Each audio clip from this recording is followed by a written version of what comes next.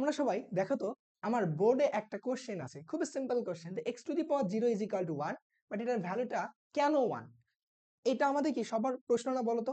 সবাই আমাদের একটাই চিন্তা করি যে আসলে কোনো কিছুর উপর 0 দিলে কেন সেটা 1 হয় আর কিভাবে 1 হয়।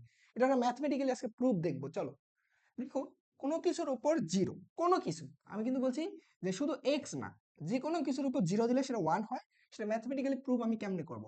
দেখো তো, এক্স টু দি পাওয়ার 0 কে আমি কি 1 মাইনাস 1 লিখতে পারি? কারণ 1 মাইনাস 1 মানে তো 0, রাইট? ওকে, এবার দেখো, তুমি সেম জিনিসটাই এভাবে শিখছিলে না? দেখো তো, x square into x cube, এটা মানে কত? এক্স টু দি পাওয়ার 5 না? আসলে 5টা কেমনে আসছে বলো তো? এর প্রিভিয়াস একটা লাইন ছিল এক্স টু দি পাওয়ার, এদের পাওয়ার গুলোর যোগফল, অর্থাৎ 2 প্লাস 3। তো দেখো, যখন আমাদের এইভাবে থাকবে, প্লাস মাইনাস আকারে থাকবে, একে আমি কি আলাদাভাবে লিখতে পারি না? এটাকে ইন্ডিভিজুয়ালি ভাবে লিখতে পারি না? হ্যাঁ পারি। তাহলে দেখো, তাহলে আমি এখানে কি এটা লিখতে পারি এভাবে, x to the power 1 into x to the power minus 1। এটা কি কি লেখা যায়? হ্যাঁ লেখা যায়। দেখো, এক্স টু দি পাওয়ার 1 মানে x into x to the power minus 1 মানে কি বলতো? 1 ডিভাইডেড এক্স। ওকে, এইবার দেখো, আমি যদি এই এক্স কাটা দেই, পড়ে থাকে কি বলতো? 1। বুঝছো?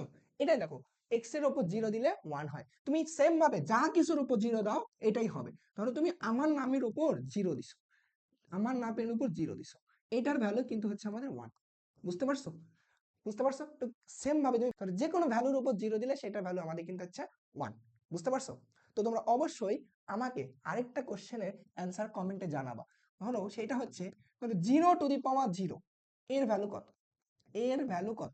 এটা একটু আমাকে কমেন্টে তোমরা জানাবা। বুঝতে পারছো?